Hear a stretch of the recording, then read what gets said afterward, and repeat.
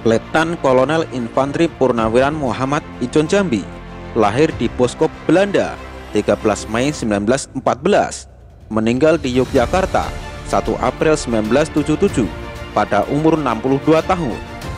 Dengan nama asli Rokus Bernardus Visser, adalah mantan anggota Korps Spesial Tropengenil dan Komandan Kopassus pertama.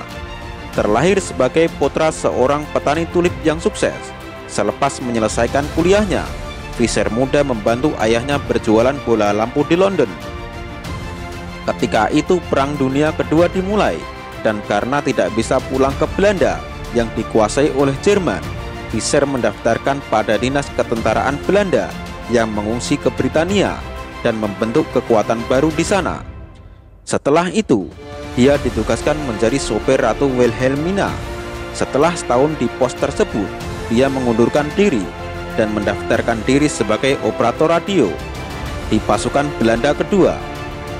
Bersama dengan pasukan sekutu, Visser merasakan operasi tempurnya yang pertama, yaitu Operasi Market Garden pada bulan September 1944.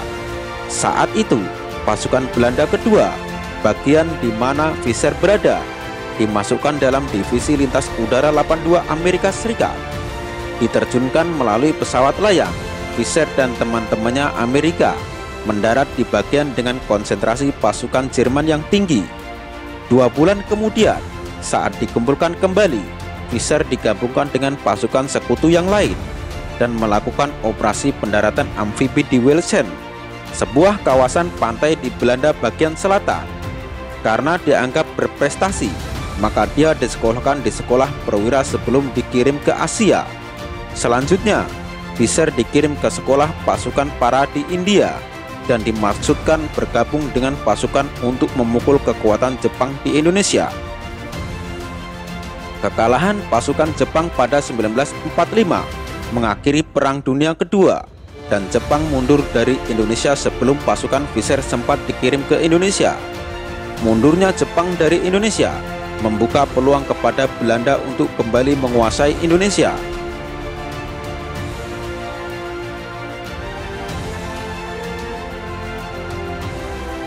Maka mereka berusaha membentuk kesatuan unit khusus di India dengan mendirikan sekolah pasukan terjun payung yang dipimpin oleh Letnan Visser. Dan pasukan ini dikirim ke Jakarta pada 1946. Sekolah ini kemudian dipindah ke Jayapura di Irian Jaya yang waktu itu dinamakan Dutch West oleh Belanda, menempati sebuah bangunan rumah sakit Amerika yang telah ditinggalkan oleh pasukan Douglas MacArthur. Dengan segala kondisi yang ada, Visser ternyata menyukai hidup di Asia, sehingga dia meminta istrinya, wanita Inggris yang dinikahi semasa Perang Dunia II, dan keempat anaknya untuk ikut dengannya ke Indonesia. Ketika istrinya menolak, Visser memilih untuk bercerai. Saat kembali ke Indonesia pada 1947, sekolah pimpinannya sudah dipindah ke Cimahi, dan Visser dipromosikan naik pangkat menjadi kapten. Selama tahun 1947 sampai akhir 1949, sekolah pimpinan Kapten Visser terus melahirkan tentara terjun payung sampai saat di mana Belanda harus menyerahkan kekuasaannya kepada Republik Indonesia. Sekolah pimpinan Kapten Visser, bagaimana keamanan seorang mantan perwira penjajah, bagaimana keamanan seorang mantan perwira baru saja merdeka, bagaimana keamanan seorang mantan perwira penjajah di negara jajahannya yang baru saja merdeka. Menetapkan keputusannya untuk tinggal di Indonesia, menetapkan keputusan ke Bandung. Akhirnya bertani bunga di keputusannya untuk tinggal di Indonesia, di Pacet, pindah ke Bandung, memeluk agama Islam, bertani menikahi kekasihnya yang seorang Sunda, bertani bunga di Pacet, mengubah namanya menjadi Muhammad, memeluk agama Islam, menikahi kekasihnya yang seorang Sunda sebagai anggota namanya menjadi Muhammad Ijon Jambi. Pengalaman Ijon Jambi. Akhirnya dia menetapkan keputusannya untuk tinggal di Indonesia, pindah ke Bandung, bertani bunga di Pacet, Lembang, memeluk agama Islam, menikahi kekasihnya yang seorang Sunda, dan mengubah namanya menjadi Muhammad Ijon Jambi. Pengalaman Ijon Jambi sebagai anggota pasukan komando pada Perang Dunia Kedua telah menarik perhatian Kolonel A.E. Kawilarang untuk membantu merintis pasukan komando. Ijon Jambi kemudian aktif di TNI dengan pangkat mayor. Ijon segera melatih kader perwira dan bintara untuk menyusun pasukan. Kemudian pada tanggal 16 April 1952 dibentuklah pasukan istimewa tadi dengan nama Kesatuan Komando Terotirum Tentara 3 Siliwangi dengan Mayor Infantri Muhammad Ijon Jambi sebagai komandannya. Karena kesatuan komando ini perlu didukung dengan fasilitas dan sarana yang lebih memadai, dan operasional satuan ini diperlukan dalam lingkup yang lebih luas oleh Angkatan Darat.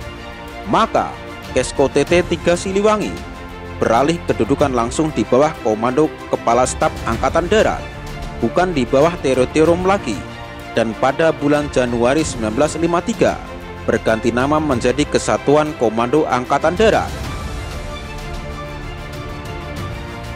Kepala Staf Angkatan Darat latihan lanjutan komando dengan materi pendaratan laut baru bisa dilakukan pada tahun 1954 di Pantai Cilacap, Jawa Tengah. Pada tanggal 25 Juli 1955, KKAD berubah namanya menjadi Resimen Pasukan Komando Angkatan Darat yang disingkat RPKAD, yang menjadi komandan adalah Mayor Muhammad Ijon Jambi.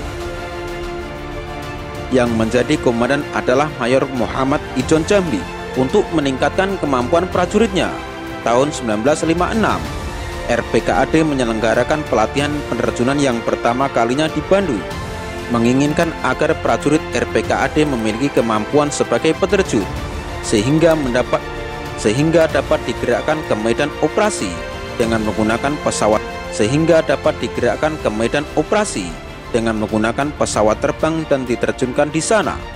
Lulusan pelatihan ini melatih kualifikasi sebagai peterjun militer dan berhak menyandang wing para dengan Kepala Staf Mayor Infantri R.E. Jailani yang juga merangkap sebagai Komandan SPKAD Sekolah Pasukan Komando Angkatan Darat, dibantu oleh Letnan LB Murdani sebagai wakilnya. Di bawah pimpinan Mayor R.E. Jailani dan wakilnya Letnan LB Murdani, pendidikan komando mulai memperlihatkan, dibantu oleh Letnan LB Murdani sebagai wakilnya. Di bawah pimpinan Mayor R.E. Jailani dan wakilnya Letnan LB Murdani, pendidikan komando mulai memperlihatkan hasil yang cukup memadai. Meskipun banyak kekurangan tenaga pengajar maupun dana, dan hal tersebut melipat gandakan keefektifan tempur pasukan, pimpinan Mabesat memilih celah untuk mengambil alih kepemimpinan RPKAD ke orang asli pribumi. Tetapi hal tersebut tercium oleh Mayor Jambi, dan setelah Jambi ditawarkan jabatan baru yang jauh dari pelatihan komando, Mayor Jambi marah dan meminta pensiun. Kebetulan pada saat itu, pada tahun 1956, Indonesia sedang aktif menasionalisasi perusahaan-perusahaan milik asing, dan Muhammad Ijon Jambi yang sudah menjadi WNI diberi jabatan mengepalai perkebunan milik asing yang dinasionalisasi. Tetapi ia tetap tidak pensiun sebagai anggota RPKAD dalam artian dikaryakan. Pada tahun 1969, pada saat ulang tahun RPKAD, Mayor Infantri Ijon Jambi diberi kenaikan pangkat menjadi Letnan Kolonel.